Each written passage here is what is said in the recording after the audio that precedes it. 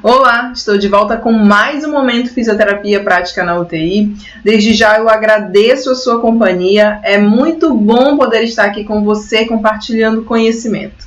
E na aula de hoje eu trouxe o tema avaliação de pupilas na UTI. Nessa aula eu vou falar sobre como avaliar as pupilas, qual é o diâmetro das pupilas, qual é a nomenclatura, o que está relacionado com a alteração da pupila no paciente internado na unidade de terapia intensiva. Vamos lá? Roda a vinheta!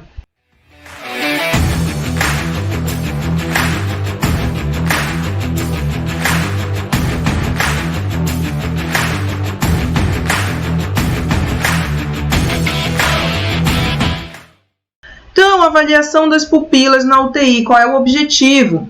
Então, ela faz parte, a avaliação das pupilas, ela faz parte do exame neurológico do paciente. Então, antes, a gente vai avaliar o nível de consciência ou o nível de sedação, e aí depois a gente parte para a avaliação das pupilas, tá? Então, ela é comum, ela é um exame realizado na rotina.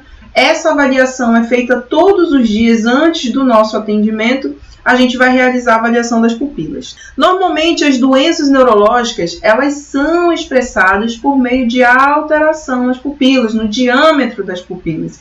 Então, por isso que ela também faz parte do exame neurológico. O ideal é que, com essa avaliação, a gente consiga, juntamente, claro, com os exames complementares, com a sintomatologia do paciente, verificar o funcionamento do cérebro, e também monitorizar possíveis lesões e possíveis intercorrências, e possíveis complicações relacionadas a essas lesões no cérebro, tá? No sistema nervoso central. Ela deve ser associada, como eu já falei, com outros exames, como a sintomatologia, exames complementares. Então, ela deve, e também com a escala de coma de Glasgow, o ECG, escala de coma de Glasgow. Ela também deve ser relacionada com esses outros achados, tá? Então, ela não vale ser avaliada isoladamente. E correlacionar, Correlacionar com a clínica, correlacionar com a sintomatologia, correlacionar com o perfil, correlacionar com a hipótese diagnóstica. Então, saber correlacionar esses achados com a clínica do nosso paciente é muito importante. Agora, vamos dar uma olhada no tipo de pupila. Então, eu trouxe aqui um esqueminha, para a gente conversar aqui um pouquinho sobre os tipos de pupila. O normal da nossa pupila é ela ser de formato circular, centralizado e ter aproximadamente ali entre 2 a 3, mais ou menos ali no máximo 4 milímetros de diâmetro. Então, a gente tem aqui, normalmente aqui, entre 2 a 4 milímetros de diâmetro, tá? Esse é o valor normal. Então, a gente consegue ver aqui que dentro desse limite as nossas pupilas estão normais. Mas eu trouxe aqui um esqueminha bem didático aqui, desenhando aqui, Então, eu fiz um desenho. E só para a gente conversar como que funciona as nomenclaturas, o tamanho e saber avaliar isso na prática, tá? Então, quando eu tiver aqui, as pupilas com o mesmo diâmetro iguais aqui, estão vendo que a gente tem duas bolinhas aqui iguais. Quando eu tenho elas com o mesmo diâmetro, eu vou dizer que elas estão simétricas, Que elas têm o mesmo diâmetro, mesma forma. E eu vou dizer que elas estão isocóricas. Então, eu tenho o prefixo iso. Iso é igual. Elas estão iguais, o mesmo diâmetro, isocóricas. Aqui embaixo, nesse outro esqueminha aqui, se eu tenho uma pupila menor e uma pupila maior, se eu tenho pupilas de tamanhos diferentes, uma menor e uma maior, eu já digo que elas estão anisocóricas, elas não têm o mesmo tamanho, elas não estão iguais. Então, isocóricas para pupilas iguais e anisocóricas para pupilas com diâmetros diferentes. Então, aqui eu posso ter uma pupila normal, eu posso ter uma pupila anisocórica, sendo essa pupila normal e dilatada, ou eu posso ter uma pupila normal e essa pupila contraída. Eu posso ter as duas formas de anisocoria, lembre-se disso.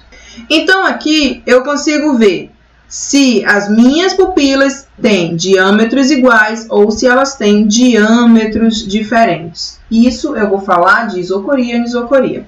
Agora, eu vou ter que saber classificar se essas pupilas, quando elas estão dilatadas, como que eu falo? E quando elas estão contraídas, como que eu também classifico? Então, quando eu tenho pupilas aqui, ó, contraídas, eu digo que essas pupilas estão mióticas. Então, pupilas pequenininhas significa que elas estão mióticas, tem miose. E quando eu tenho as pupilas grandonas aqui, ó, eu digo grandonas e dilatadas, eu digo que as pupilas estão midriáticas ou midríase pupilar. Então, pupilas mióticas pequenas, mióticas, pequena, mióticas, e midriáticas, dilatadas.